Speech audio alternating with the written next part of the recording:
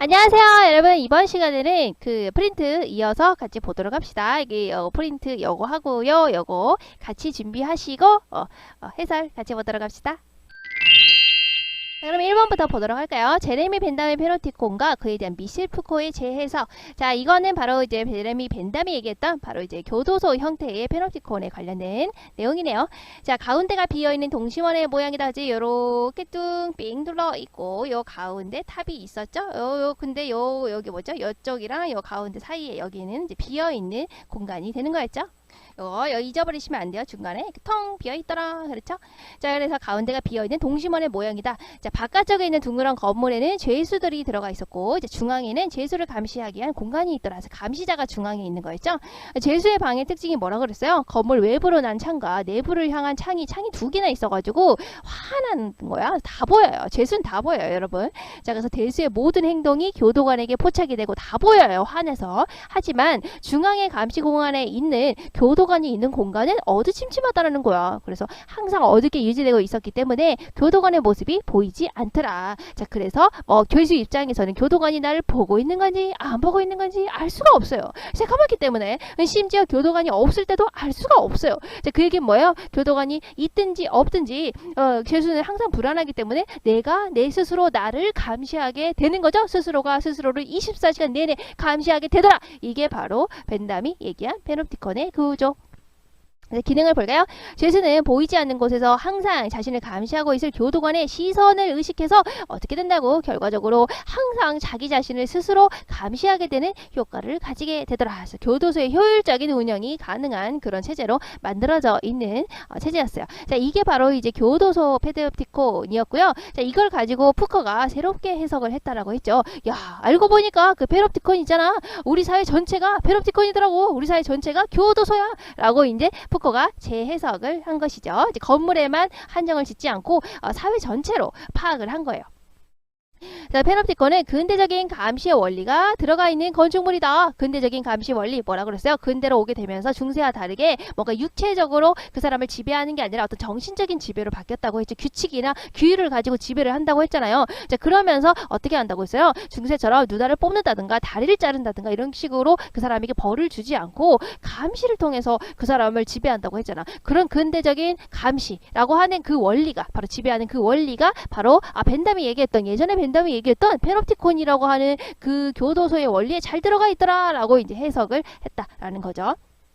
그래서 중세시대는 어떤 시대라고 그랬어요? 여러 명의 군 중에 한 명의 권력자를 우러러보는 스펙타클의 사회라고 그랬죠? 와, 대단한데? 이렇게 우러러본다고 그랬죠. 그러니까 권력자가 하는 대로 하고 이러니까 군중은 아무런 생각이 없는 거예요. 이제 그런 사회가 바로 이제 중세의 시대라고 했었죠. 그리고 그 시대는 또 어떤다고 했어요? 권력자가 하라는 대로 하고 그렇게 판단을 내리기 때문에 또 벌을 내리면 엄청나게 가혹한 형벌을 내린다고 했었죠. 이제 엄청난 이제 권력을 지니고 있었기 때문에 그러다 보니까 어때요? 중세시대는 바로 육체적인 형벌의 시대, 바로 스펙타클 세계 사회이면서 육체적인 형벌의 사회라고 했었잖아요. 그래서 말을 듣지 않으면 누나를 뽑아버린다든지 다리를 잘라버린다든지 발을 뽑아버린다든지 그런 식으로 벌을 내린 게 바로 중세의 시대였어요. 하지만 이제 사회가 변했죠. 사회가 변하면서 한 명의 권력자는 한 명이고 다수, 그러니까 권력자가 위에서 한 명이고 여러 명을 이제 관리를 해야 되는데 더 이상 예전처럼 육체적인 형벌을 가지고 관리를 하는 게 아니라 이 사람들을 감시를 통해서 이 사람들을 뭔가 통제하고 그러더라 라고 하는 시대로 변하게 됐다라고 했죠. 이제 그게 바로 어떤 시대요? 규율 사회라고 했죠. 어떤 규칙이나 규율을 가지고 그 사람들을 올가매는 걸로 바뀌었다고 했잖아요.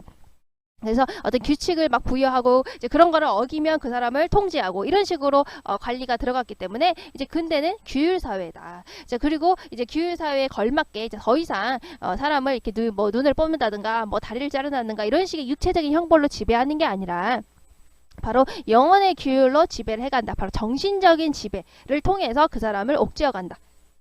벌을 준다. 이런 식으로 얘기를 했죠. 그리고 이런 규율 사회, 요즘 이제 근대에 걸맞는 바로 이제 규율 사회, 바로 영혼의 규율, 바로 이제 정신적인 지배 이런 것들을 이제 가능하게 하는 그 원리가 바로 예전에 벤덤이 얘기했던 이 페놉티콘의 구조에 있더라라고 이제 해석을 했다라고 했죠. 이게 바로 이제 미셸 푸코가 벤덤의 페놉티콘을 가지고 와서 자기 나름대로 이렇게 해석을 한 부분이요. 그리고 자 이런 권력들은 이런 지금 이제 그런 감시 바로 이제 이 사람이 얘기했던 우리 사회 전체가 교도소다라고 얘기했던 그런 푸코의 감시는 바로 모세관 같은 권력이다. 바로 모세관은 이제 작은 혈관이죠. 그래서 이렇게 감시하는 것은 항상 우리 사회에 그 어느 곳에 대해 속속들이 전부 다 들어있는 감시 체제다. 이렇게 얘기를 한 것이죠. 그래서 모세관 같은 감시 그리고 그런 권력 이런 것들이 사회 구석구석에 스며들어서 우리를 통제하고 있더라라고 해서 우리 사회 구조를 이런 식으로 파악을 하고 있죠. 우리 사회 전체가 이제 교도소다. 그리고 그 감시의 원리는 모세관처럼 모든 곳에 쭉쭉쭉 다 뻗어 있더라. 학교에도 있고요. 그것은 뭐 저기 병원에도 있고요. 이런 식으로 모든 사회 군대에도 있고요. 뭐 이런 식으로 다 있다. 우리 사회 전체에 모세관 혈관처럼 다 스며들어 있는 것이다. 이렇게 해석을 했죠. 이제 그러면서 우리가 이제 정보기술 사회하고 연결시켜서 페노티콘, 전자 페노티콘에 대해서 얘기를 하고 있었죠. 자, 정보기술 발전이 우리 가져온 변화가 어떤 거였어요? 정보를 좀 처리하고 수집하고 이제 저장하는 것들이 좀 더 쉽게 변하게 됐죠. 정보기술이 발전하게 되면서. 그래서 우리가 이제 컴퓨터를 통해서 처리를 하게 되면 그전에는 손으로 일일이 예를 들어서 뭐 이제 시험지 채점을 한다고 치면 예전에는 손으로 일일이 뭐 동그라미 X 동그라미 X 뭐 이런 식으로 오랜 시간이 걸렸다면 요즘에는 그냥 여러분들 OMR 카드만 넣으면 5초 만에 다 채점을 해주잖아요. 이런 식으로 뭔가 정보기술의 발전을 통해서 정보를 뭔가 처리하고 그리고 정보를 또 모으는 것도 여러분들이 편해졌죠. 예전에는 여러분들이 뭐에 대해서 조사해와라 라고 한다면 뭐 도서관에 간다든지 이런 식으로 발품을 팔아야 됐지만 요즘에는 가만히 앉아서 스마트폰만 이렇게 검색을 해보면 금방 정보를 수집할 수가 있죠. 그 수집이 용이해졌어요. 저장도 굉장히 쉬워졌죠. 예전에는 뭔가를 저장하고 싶다. 여러분들이 지금 이렇게 이런 선생님이 쓴 이런 정리지 이런 것들을 여러분들이 저장을 하고 싶다라고 한다면 예전에는 뭐 별다른 게 없으니까 복사를 한다든지 아니면 손으로 베껴 쓴다든지 뭐 이런 식으로 저장을 했겠지만은 정보기술이 발전을 하게 되면서 이걸 USB에 이제 저장을 한다든지 이런 식으로 이제 좀 더 쉽게 할 수 있게 된 거죠. 자, 그러면서 정보기술 사회로 이렇게 발전되면서 여러 가지 이런 점이 있지만 또 감시의 방법이 새롭게 달라졌죠. 정보 기술을 통해서 여러분들에 대한 빅데이터를 전부 다 수집하는 게 다량으로 수집하는 게 가능해졌죠. 그래서 신상 정보를 축적한 여러 가지 데이터베이스가 쌓일 것이고 그러니까 여러분들이 병원에 가고 뭐 지금까지 여러 가지 활동을 하고 학교에서 여러 가지 활동을 하고 이런 것들이 전부 다 컴퓨터에다 다 저장이 되지 않겠어요? 그럼 그게 다 어떻게 되겠어요? 여러분들이라고 하는 어떤 카테고리를 딱 이렇게 클릭을 하게 되면 여러분들에 대한 그런 모든 정보가 데이터베이스화 돼가지고 쫙 나온다는 거야. 그러니까 여러분들에 대한 정보가 그렇게 빅데이터로 컴퓨터에 저장이 쫙 된다는 거야. 그걸 통해서 감시가 가능하다는 거죠. 여러분의 정보가 많으니까 많은 만큼 감시를 할 수 있다는 거야. 그리고 역시 폐로 텔레비전 CCTV를 통한 감시라든가 또 생체 인식이라든가 이렇게 그리고 또 눈을 통해서 우리가 한다고 했죠. 정맥을 통해서 뭔가 이제 또 계좌를 열고 막 그런다고 했죠. 이제 그걸 통해서 계좌라든가 얼굴 인식이라든가 홍채라든가 이런 것들이 전부 다 컴퓨터 데이터베이스에 들어가는 것이죠. 자, 그리고 또 인공위성과 연결된 여러분들 GPS를 가지고 또 휴대전화 이런 거에 저장이 된 여러분들에 대한 데이터를 가지고 이제 감시를 하는 것이죠. 이제 그것을 통해서 전자정보사회에서는 누가 감시를 한다고 했어요. 이런 빅데이터를 잔뜩 가지고 있는 기업이라든가 이런 걸 잔뜩 가지고 있는 국가기관이라든가 여러분들에 대한 이런 정보를 잔뜩 가지고 있는 사설기관들이 여러분들을 감시하게 되더라라고 이제 얘기를 했죠. 자, 그러면서 이제 페놉티콘 우리가 기존에 알고 있는 페놉티콘이랑 그리고 전자 페놉티콘 그러니까 이런 걸 가지고 감시하는 걸 전자 페놉티콘이라고 하는 거잖아요. 그 두 개를 이제 공통점과 차이점을 가지고 비교를 하고 있죠. 공통점은 뭐예요? 이제 페놉티콘 방금 우리가 교도소 형태의 페놉티콘이나 전자 페놉티콘이나 감시하는 사람 따로 있고 감시를 당하는 사람 따로 있죠. 자, 그리고 또 감시를 당하는 사람 입장에서는 이 감옥 페놉티콘에서는 저 사람이 안 보이잖아. 나를 감시하고 있는지 감시하고 있지 않은지 안 보인다고. 그러니까 항상 내가 내 자신을 감시할 수밖에 없는 것이죠. 저 사람이 날 보고 있는지 알 수가 없죠. 그게 뭐예요? 바로 불확실성이지. 그렇지. 특히나 이 감옥 형태의 페놉티콘은 시선의 불확실성 때문에 바로 감시가 가능한 것이죠. 근데 여기 나와 있죠. 시선의 불확실성 때문에 감시가 가능한 것이죠.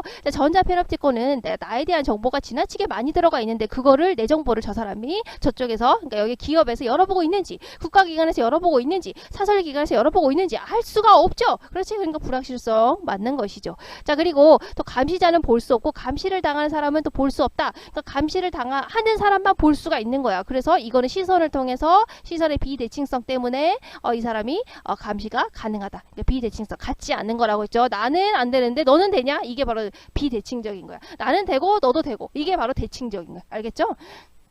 그리고 전자 페놉티콘도 역시 어때요? 나에 대한 정보가 지나치게 많이 여기 가 있는 것이죠. 알고 있는 것이죠. 이제 그것 때문에 나를 감시하고 있는 거. 이게 바로 이제 비대칭성이 되겠죠. 특히 전자 페놉티콘에서는 눈으로 보는 시선이 아니라 바로 정보가 비대칭적이기 때문에 이걸 가지고 나에 대한 정보를 지나치게 많이 가지고 있기 때문에 그걸 통해서 나를 통제할 수 있게 된다라는 것이죠. 그래서 차이점을 보시면 역시 이거는 시선을 가지고 시선의 불확실성 때문에 이제 시선의 비대칭성 이런 것 때문에 나를 감시하는 게 바로 이제 감옥 형태의 페놉티콘이었다면 시선을 통해서 눈으로 감시하는 거니까 이것은 이제 어느 정도 이제 한계가 있다라고 볼 수가 있죠. 전자 페놉티콘에 비해서. 근데 이제 전자 페놉티콘 같은 경우에는 나에 대한 빅데이터가 전자 정보로 다 저장돼 있고 그것이 엄청나게 많은 정보인데 그것을 저 사람은 열고 있다. 근데 그걸 내가 알 수가 없다. 그런다고 했죠. 그리고 저 사람은 나에 대한 정보를 지나치게 많이 알고 있다라고 했죠. 이제 그런 거. 그래서 정보가 불확실하고 정보가 비대칭적이기 때문에 나를 감시할 수 있는 게 바로 전자 페놉티콘이었죠. 자, 그리고 그렇게 전자 정보를 수집하는 거, 나에 대한 그런 여러 가지 정보를 수집하는 것은 어때요? 컴퓨터를 통해서 수집하기 때문에 전자 페놉티콘은 컴퓨터를 통해서 그런 정보를 수집하기 때문에 수집하는 범위가 굉장히 국가적이고 전 지구적으로 굉장히 광범위하게 수집이 가능하다는 거고 이거는 눈으로만 감시하는 거기 때문에 이제 뭐랄까 감시에는 한계가 있다라는 것이죠. 자, 그리고 전자 페놉티콘을 방지하기 위해서 우리가 어떻게 하면 좋다고 그랬어요? 바로 이 불확실성, 비대칭성을 해소하면 되겠다. 그러니까 정보가 나에 대한 정보가 지나치게 열람되고 있는지 열람되고 있지 않은지 이런 걸 내가 알 수가 없어서 불안한 것이다 라고 했죠. 또 나에 대한 정보가 엄청나게 많이 이쪽에 가 있어서 내가 감시를 당하는 것이다 라고 했죠. 자, 그럼 이 두 개를 이제 해설을 해줘야 된다 라고 했었죠. 특히나 정보의 비대칭성에 관해서 얘기를 했는데요. 자, 정보가 지나치게 많이 가 있다. 그럼 이거를 해소하기 위해서 어떻게 해야 한다 그랬어요? 그러면 정보가 대칭적으로 바꿔주면 되지 않겠냐. 그럼 대칭적으로 바꿔주는 거 어떻게 하는 거라고 그랬어요? 아예 정보 수집을 많이 하지 마. 나에 대한 정보를 많이 주지 마. 라고 하는 거 이제 첫 번째였죠. 정보 수집을 너무 많이 하는 거 금지. 근데 나에 대한 정보가 이미 수집이 많이 돼 있고 이미 이쪽으로 많이 가 있다면 어떠면 좋겠어요? 나에게도 그 정보를 오픈해줘라. 너만 보지 말고 기업만 보지 말고 국가기관만 보지 말고 나에 대한 정보 나에게도 오픈을 해줘라 하면 된다는 것이죠. 그러면 정보가 대칭적으로 바뀌게 되는 거죠. 나도 알고 너도 알고 이렇게 되는 거잖아요. 자, 그래서 두 번째 바로 수집된 정보 데이터베이스가 있으면 자, 그것에 대해서 접근할 수 있는 권리를 기업이나 국가기관 사설기관에서만 볼 수 있게 하는 게 아니고 나도 볼 수 있게 해주라. 그래서 접근할 수 있는 권한을 평등하게 오픈을 해줘라. 그렇게 되면 어때요? 이 비대칭성이 해소가 되게 되더라라고 이제 얘기를 하고 있죠. 그럼 더 이상 이렇게 전자 정보, 거기에 정보 기술을 통해서 얻은 나에 대한 빅데이터를 가지고 뭔가 나를 통제하는 그런 전자 페놉티콘을 방지할 수 있다라고 이제 책에서 정리를 하고 있습니다. 자, 그 다음에 이어서 보도록 합시다. 그 다음 여기 문제 이거 같이 보도록 해요. 자, 윗글에 대한 설명으로 가장 적절한 것을 이제 가장 얼마진 걸 골라주시면 되겠죠. 자, 감시와 통제의 방법이 이렇게 바르면 감시와 통제의 방법이 변화해온 양상을 모습을 국가별로 비교하고 있다. 자, 국가별로 비교하고 있나요? 감시와 통제의 방법이 변화해온 모습을 보여주고 있는 건 맞죠. 하지만 그것을 국가별로 얘기를 하고 있나요? 미국에는 이렇다. 뭐 이탈리아는 이렇다. 일본은 이렇다. 뭐 이런 식으로 얘기하고 있지는 않죠. 이거 아니네요. 자, 2번을 볼까요? 정보기술이 지니는 다양한 가치를 여러 사례를 통해서 제시하고 있다. 정보기술이 지니는 다양한 가치, 정보기술을 통해서 이런 것도 할 수 있고 저런 것도 할 수 있고 이런 가치가 있고 뭐 이런 것들을 예를 들어서 설명하고 있나요? 이제 그런 게 아니죠. 오히려 정보기술을 통해서 이러한 이제 정보 페놉티콘이 이루어지고 있다. 이제 그런 식의 얘기를 하고 있죠. 자, 그 다음 볼까요? 페놉티콘의 개념을 정리하고 있다. 이것을 페놉티콘이라고 한다. 라고 하는 정보, 이제 뭔가 개념을 정리하는 부분이 있었나요? 이러이러한 것이 페놉티콘이다. 라고 이제 정리하고 있는 부분은 없죠. 그냥 페놉티콘이 이제 이런 식으로 이제 변해왔다. 이 개념들이 뭐 이런 식으로 설명을 하고 있죠. 거기에다가 또 이에 대한 다양한 견해들, 다양한 생각들을 대조하고 있다. 그런 것도 나와 있지 않죠. 이쪽에서는 페놉티콘을 긍정적으로 보고 있지만 이쪽에서는 부정적으로 보고 있다. 두 개를 대조. 이런 식으로 얘기하고 있지도 않고요. 4번을 볼까요? 미래사회에 대한 새로운 관점을 통해 미래사회에 대한 새로운 관점이 드러나 있습니까? 전혀 없죠. 이런 거 미래사회에 대한 새로운 관점 이런 거 아예 없고요. 그 정보사회의 의미를 재해석하고 있다. 정보사회가 미래에는 이런 식으로 의미가 바뀔 것이다. 이제 뭐 이런 것도 전혀 나와 있지 않죠. 아주 창의적인 그냥 답이에요. 아니에요. 자, 답은 뭡니까? 나와 있는 것은 바로 5번이 되겠죠. 전자 페놉티콘과 관련된 다양한 사례를 열거하면서 이들이 지니는 속성을 제시하고 있다. 전자 패널티콘과 관련된 다양한 예시를 들고 있죠. 어느 부분에서 그런 게 들고 있나요? 특히 뭐 이쪽에서 들고 있죠. 뭐 폐로 텔레비전과 같은 전자기기를 통한 감시, 전자지문, 홍채 뭐 이런 것들을 통해서 우리가 전자 감시가 가능하다라고 해서 전자 패널티콘과 관련된 다양한 예시를 여기서 이렇게 들고 있죠. 그리고 이제 이들의 이제 속성을 얘기를 하고 있죠. 이런 것들 다 뭐라 그랬어요? 전자 패널티콘은 바로 어떤다고 했어요? 바로 정보를 통해서 우리가 통제가 되더라. 이들은 다 불확실성을 가지고 있더라라고 하는 이제 예를 들고 그거에 관련된 속성을 잘 이렇게 제시를 하고 있죠. 그러니까 우리가 1번의 답은 5번이 되겠네요.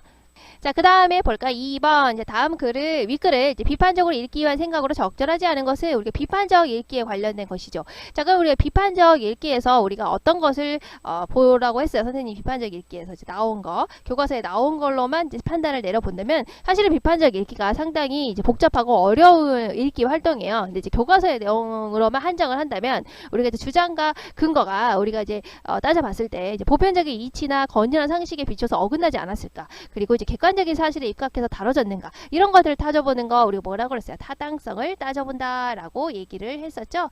자, 그 다음에 우리가 뭐라 했어요? 어떤 자료를 가지고 이제 그 자료가 출처가 믿을만한가, 그리고 그 자료가 출처의 주장이나 내용을 잘 뒷받침하고 있는가, 그리고 그 자료가 적절하게 표현 방법이 쓰여져 있는가, 또 자료가 글의 내용을 효과적으로 드러내고 있는가, 이렇게 보는 거 우리가 이렇게 판단 내려보는 걸 우리가 적절성을 판단을 내려본다라고 했죠. 자, 그리고 한쪽으로 치우친 거 아니야? 지나치게 관점이 찬성만 말하고 있는 거 아니야? 지나치게 관점이 반대만 말하고 있는 거 아니야? 관점이 어디에 치우쳤는지 안 치우쳤는지 이런 것들을 따져보는 거 우리 뭐라고 그랬어요? 바로 공정성을 따져본다라고 했었죠. 자, 그리고 이제 또 하나 있었죠. 하나 더 플러스 해가지고 우리가 뭐라 그랬어요? 바로 필자에 숨겨진 의도라든가 글 속에 숨겨져 있는 어떤 사회문화적 이념 같은 거, 그런 것들을 우리가 판단 내려볼 수도 있다라고 했죠. 그러니까 사회 문화적 이념 같은 거 우리가 얘기를 했었죠. 사회문화적 이념 쓸 거야. 이렇게 이념 이렇게. 자, 이런 것들을 우리가 이제 서로 이제 판단 내려서 읽는 것을 우리가 비판적 읽기라고 했었죠. 자, 그러면 1번을 볼게요. 필자의 관점이 어느 한쪽으로 치우쳐지지 않은가? 그런 것들을 판단해가면서 읽는 거. 이거 뭡니까? 바로 공정성을 따져가면서 읽는 것이죠. 자, 필자의 주장과 근거가 객관적인 사실. 그러니까 주장과 근거가 뭔가 객관적일까? 주장과 근거를 우리가 따져보는 거. 우리 이거 뭐예요? 타당성을 따져보는 것이죠.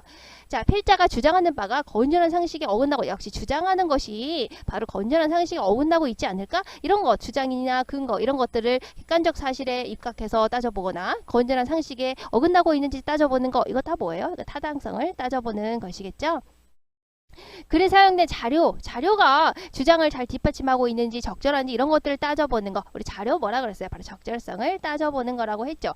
자, 그럼 5번을 볼까요? 필자가 주장하는 내용을 토대로 우리 주변의 문제를 해결할 수 있는 새로운 아이디어를 찾아봐야겠다. 자, 이거는 무슨 읽기일까요? 이거는 비판적 읽기가 아니고요. 뭔가 우리가 새로운 아이디어를 떠올리게 하는 읽기. 이것은 바로 우리가 이제 배우지 않았지만 뒤쪽에 나오는 창의적 읽기가 되는 겁니다. 어떤 새로운 아이디어를 떠올려봐야지라고 하는 그런 읽기는요, 창의적 읽기라고 해요. 그래서 우리가 이제 앞에서 이제 공부를 했었지만 주제통합적 읽기 같은 경우가 뭐라 그랬어요? 하나의 주제를 가지고 여러 가지 그 연결된 다른 글들을 읽어보는 것이죠. 읽어보는 와중에서는 비판적 읽기를 하는 거예요. 이제 그걸 가지고 읽는 것은 비판적 읽기를 하고 그걸 가지고 내 나름대로의 생각 그런 것들을 정리해 간다라고 했죠. 그래서 주제통합적 읽기는 비판적 읽기하고 바로 내 의견을 내는 창의적 읽기가 둘 다 플러스 된 거라고 보시면 돼요. 그래서 어쨌든 새로운 의견을 제시한다. 이런 거는 비판적 읽기가 아니라 바로 이제 창의적 읽기라고 하는 겁니다. 자, 그 다음에 3번 이어서 보도록 할게요. 3번 윗글을 통해 확인할 수 있는 내용이 아닌 것은 틀린 걸 골라주시면 되겠죠. 자, 1번을 볼까요? 이제 우리나라에서 전자주민카드의 도입은 무산됐다. 우리나라에서 이제 전자주민카드를 도입하고자 했는데 여기 나와 있죠. 1995년에 한국에서 추진됐다가 여론의 반대에 부딪혀서 무산된 전자주민카드. 그래서 무산됐다 라고 나와 있죠. 자, 그 다음에 2번을 볼까요? 휴대전화는 개인정보를 수집하는 도구로 사용될 수 있다. 자, 휴대전화는 개인정보를 수집한다 라고 해서 우리가 이제 그 뭐지 전자 감시의 예시를 들면서 휴대전화를 통해서 뭐 이렇게 위치 추적이 가능하고 이걸 통해서 우리가 이제 감시가 가능하다 뭐 이런 식으로 나와 있죠. 그래서 읽어보시면 이쪽에 다 쭉 나와 있어서 여러분들이 이거 보시면 알 수가 있을 것 같습니다. 다른 데는 뭐 딱히 이제 그 휴대전화에 대한 정보가 안 나와 있기 때문에 여기 전자 페놉티콘의 예를 들면서 휴대전화를 통해서 위치 추적 이걸 통해서 이제 감시한다 뭐 이런 식으로 보시면 되겠네요. 자, 그 다음 볼까요? 자, 여기 3번 국민신문고는 시민운동의 힘을 강화해주는 매체가 될 수 있다. 그래서 역감시의 예를 들면서 우리가 역감시의 예로 이제 국민신문고의 예를 들고 있죠. 그래서 국민신문고 역시 인터넷을 이용해서 어떤다 그랬어요? 시민운동의 힘을 강화한 대표적인 예다. 그래서 역감시의 예다라고 하면서 우리에게 이미 친숙한 신문고를 인터넷상에 부활시켜서 시민들이 스스로 문제를 제기하고 부패를 고발하는 매체로 적극 이용하고 있다. 그래서 역감시의 예로 우리가 이제 국민신문고를 얘기하면서 이렇게 설명을 하고 있네요.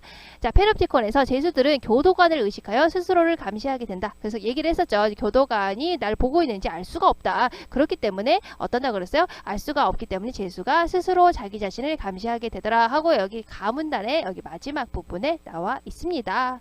자, 그 다음에 맨 마지막에 5번을 볼까요? 정보기술의 발전은 정보 처리보다 정보의 수집이나 저장을 용이하게 하는 데 기여했다. 여기서 어떤 데가 틀렸을까요? 정보기술의 발달을 통해서 정보 처리보다 정보 수집이나 저장이 용이하다가 아니고 둘 다 용이하다. 이죠? 어느 부분에 나와 있을까요? 여기 나 부분을 보시면 정보기술은 정보기술의 발달을 통해서 정보를 처리하는 것도 용이해졌고 수집도 용이해졌고 저장도 용이해졌다. 이렇게 나와 있죠. 그렇기 때문에 정보 처리보다 라고 했으니까 요거 아니라고 나와 있잖아요. 그래서 그것이 아니다. 다 용이하게 되는데 기여를 했다.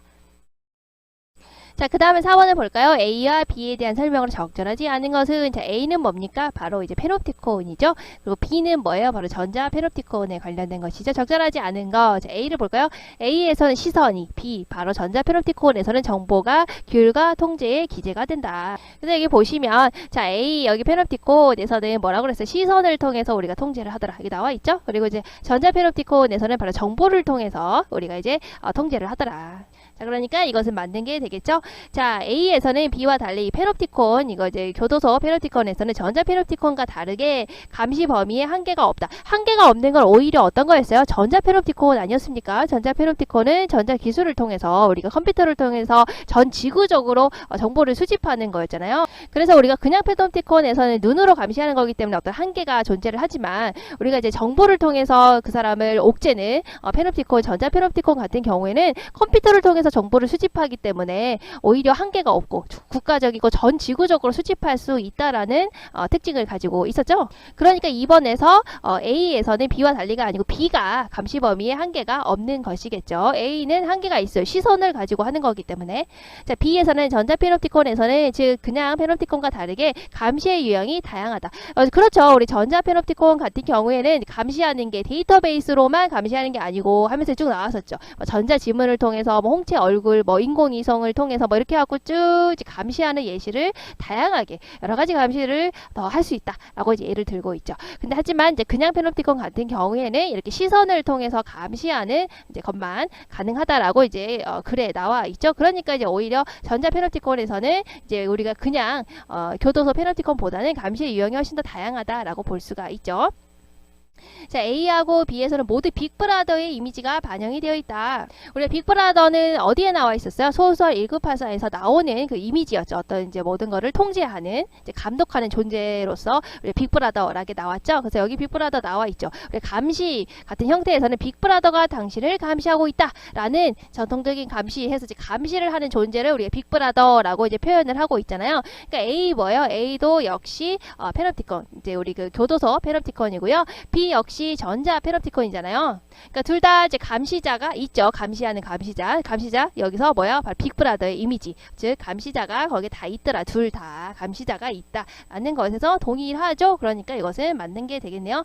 자, A와 B에서는 모두 감시자와 감시를 당하는 사람이 구분된다. 그런다고 했죠. 그래서 A 같은 경우에 이제 교도소 같은 경우에는 중앙에 감시탑에서 감시자가 여기 중앙에 감시탑에 감시자가 있고 뺑 둘러서 여기에 죄수가 있다. 그러니까 감시하는 사람과 감시 당한 사람이 분리되어 있죠. 전자 페놉티콘 같은 경우에서도 그 사람에 대한 전자 정보를 내가 수집을 하는 거잖아요. 수집을 해서 감시하는 거기 때문에 감시하는 사람, 감시하는 감시자 바로 누구예요? 여기 뭐 국가 기관이라든가 그리고 사설 기관이라든가 그리고 어떤 기업이라든가 얘네들이 이제 감시자가 되고 이 사람들이 가지고 있는 그 어떤 사람에 대한 정보가 바로 이제 감시를 당하는 사람이 되겠죠. 그러니까 구분돼 있는 게 맞는 게 되겠죠. 자, 그 다음에 이어서 이제 5번을 보도록 합시다. 가와 관련된 학생의 의견으로 적절하지 않은 것은, 자, 가는 무엇입니까? 바로 이제 역감시의 이제 기능에 대해서 이제 물어보고 있는 것이죠. 자, 보시면 이제 인터넷이 시민들의 역감시 배치로 활용될 수 있겠군. 역감시 얘기를 하면서 여기 나와 있죠. 특히 인터넷과 같은 쌍방형의 분산된 통신망이 있다면 나도 너를 알 수 있고 너도 나를 알 수 있는 게 이제 쌍방형인 거잖아요. 이게 여기로 갔다가 여기로 갔다가 이쪽 방향만 가는 게 아니니까. 그러다 보니까 이제 빅브라더가 당신을 감시하고 있다라고 하는 이제 감시 체제에서 반대로 전통적인 여론 감시를 반대로 이렇게 할 수도 있다는 거예요. 인터넷을 통해서 쌍방향의 분산된 통신망을 가지게 되면 이 사람이 가지고 있는 정보만큼 나도 그 사람에 대한 정보를 가질 수 있기 때문에 서로가 서로를 감시하는 역감시로 이렇게 바꿀 수가 있다라고 이제 여기 나와 있죠.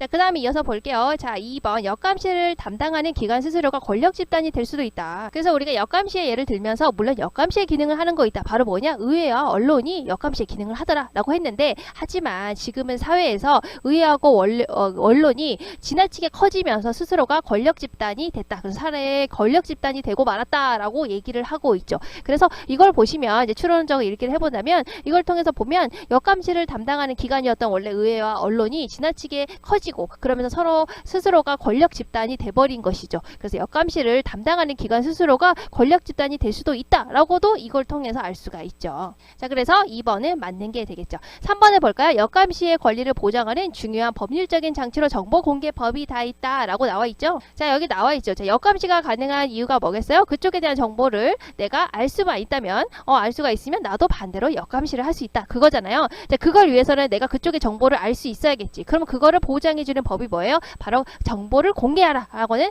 정보공개법이 되겠죠. 그래서 강력한 공개법이 있다면 바로 국민이 거꾸로 역감시를 적극적으로 할 수 있다. 그리고 행정이 투명성을 감시하는 중요적인 법률적인 장치가 된다라고 여기 나와 있죠.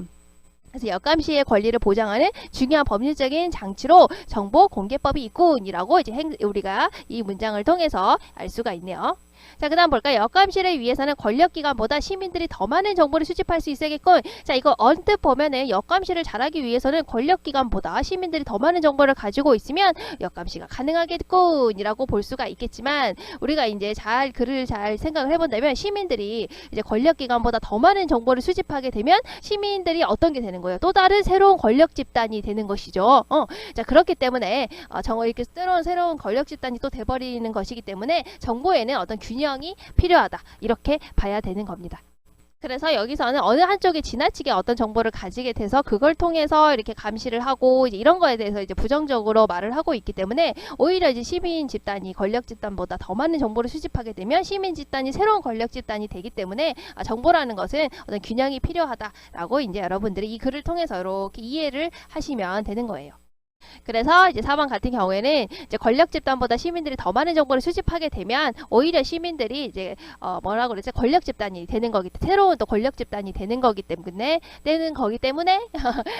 이것은 옳지 않다라고 보시면 되겠죠.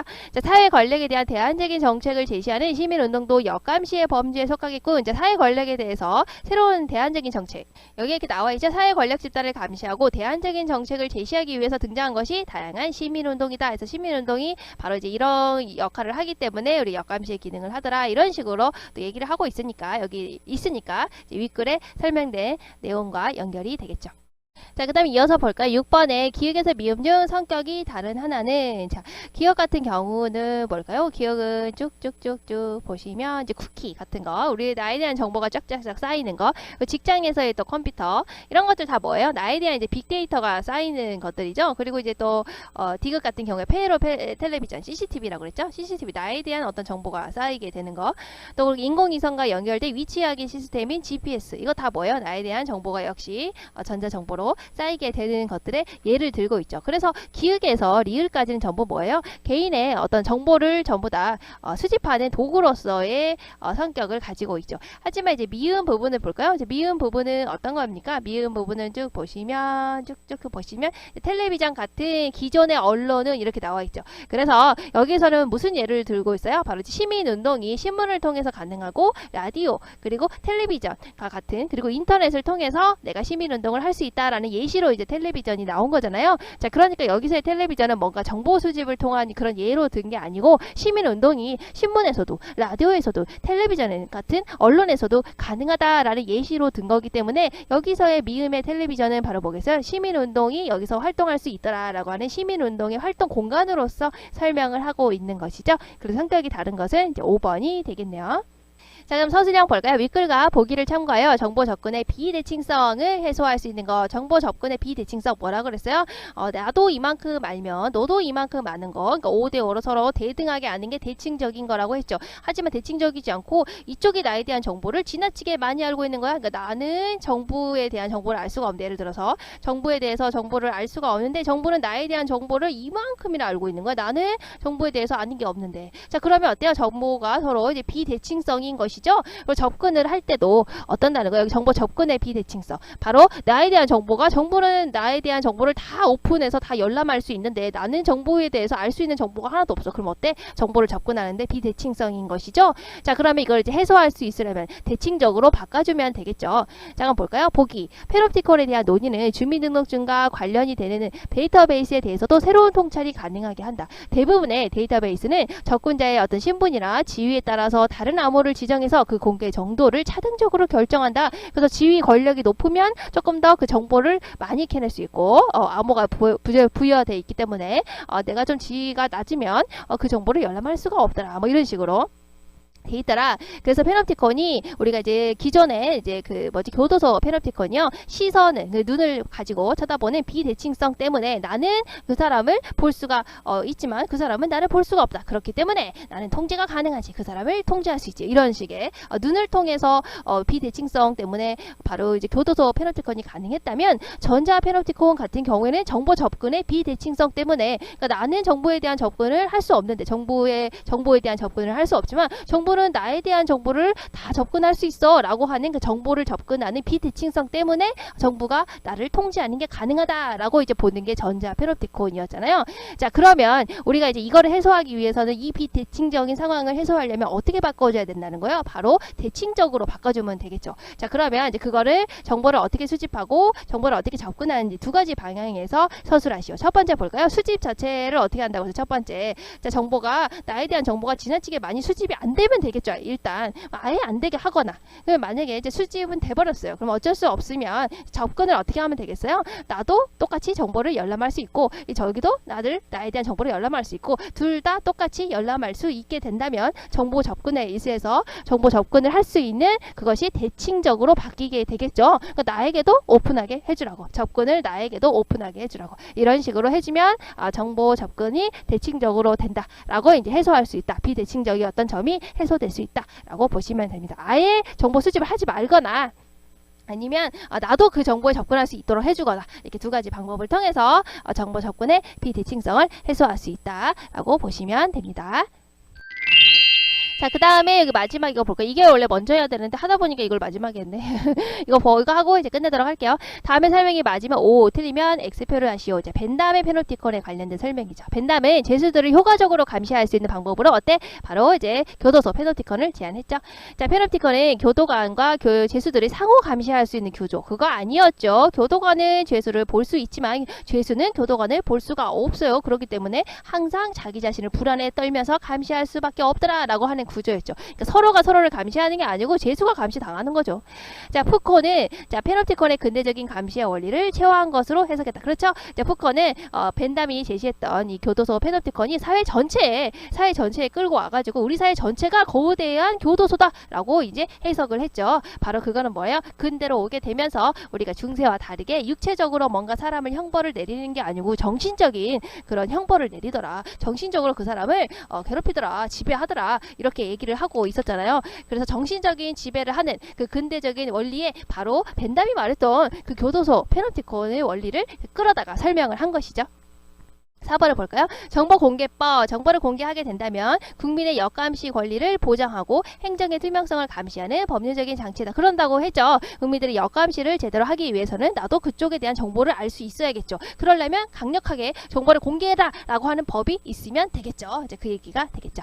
2번을 볼까요? 다음 중 괄호 안에 말 중 알맞은 것을 골라 이응표를 하시오. 페놉티콘에서는 우리가 제일 전통적인 바로 이제 교도소 페놉티콘에서는 바로 뭘 가지고 통제를 했어요? 바로 시선, 보는 거 가지고 통제를 하고 있었죠. 하지만 전자 페놉티콘, 전자 정보를 통해서 나에 대한 빅데이터를 가지고 페놉티콘 바로 감시를 하는 체제에서는 바로 나에 대한 정보를 가지고 있느냐 마느냐에 따라서 통제를 할 수 있게 된 것이죠.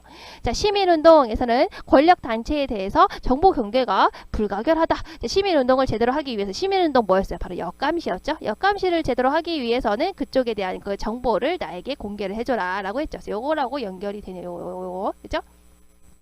전자 페놉티콘의 규율과 통제의 체제는 페놉티콘에서 시선에 의한 감시보다 더욱더 복잡한 것이다 라고. 이제 전자 페놉티콘은 이거 단순히 눈으로만 그 사람을 통제하는 게 아니잖아요. 그러니까 조금 더 복잡하다 라고 이제 볼 수가 있었죠. 그래서 전자 페놉티콘을 가지고 전자 그 정보 기술을 통해서 수집한 정보를 가지고 우리를 통제하는 그 전자 페놉티콘 같은 경우에는 우리가 뭐라고 그랬어요? 데이터베이스로만 국한하지 않고 뭐 CCTV라든가 그걸 통해서 감시한다든가 전자지문, 홍채, 얼굴 모양, 정맥을 통해서 생체 인식을 통해서 감시를 한다든가 GPS를 통한 감시라든가 이런 식으로 조금 더 복잡하다고 했죠. 어떤 것보다? 바로 이제 교도소 페놉티콘보다요.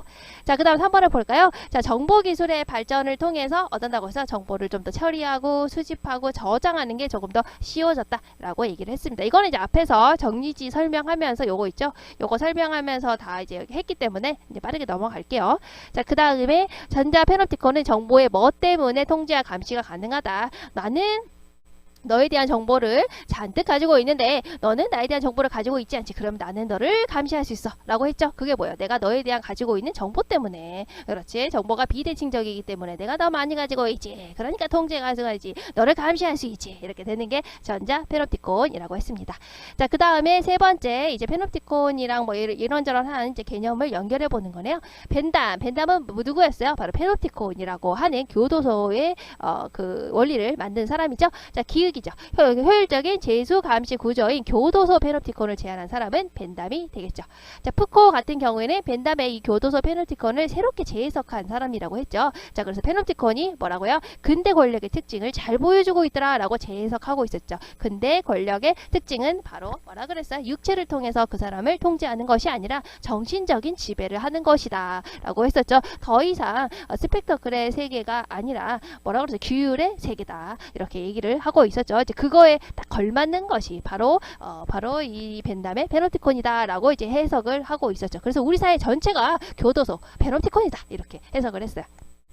조지 오웰 같은 경우에는 우리가 이제 1984의 저자였죠. 1984 소설에 그 소설에 나오는 1984에서 빅브라더라는 이미지가 나오는데 그 이미지가 바로 뭔가 다 24시간 내내 통제하는 존재를 바로 빅브라더라고 이제 소설에서 말을 하고 있어요. 자, 그래서 소설 1984에서 등장하는 빅브라더에 의한 감시와 통제 사회를 이제 소설에서 얘기한 사람은 바로 조지 오웰이 되겠네요. 됐죠? 자, 그럼 여기까지 하면은 우리가 감시와 역감시의 역사, 프린트까지 전부 다 해설을 마쳤네요. 와우! 자, 여기까지 하면은 여러분 진짜 다 한 거예요. 여러분 끝이에요, 이제. 아시겠죠? 자, 다시 한번 반복해서 보고 또 보고 모르겠으면 언제든지 선생님한테 질문을 하시면 됩니다. 아시겠죠? 자, 다음 시간에 또 다른 걸로 만나도록 해요. 안녕!